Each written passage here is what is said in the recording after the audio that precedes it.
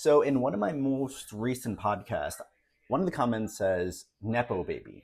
And I don't know if they're pointing at me or my guest, but let's just talk about me for a little bit.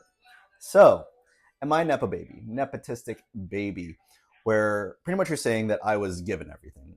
Um, I was spoiled a little bit. I'm not gonna lie. I don't have student loans. My parents did pay for that because that's what, for the most part, like the Filipino culture does. They try to help their kids out as much as possible.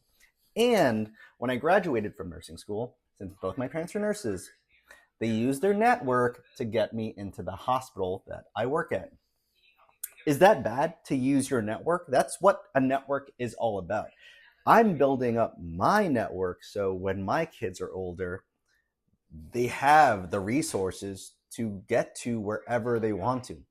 Like, how is that bad? Like, I'm not trying to spoil them, but I do want them to be ahead of everyone, like their peers, because I want them to do better than me. And I think that's like the best type of parenting you can do is show them you care for them and I want you to succeed. That's my thoughts. I don't know.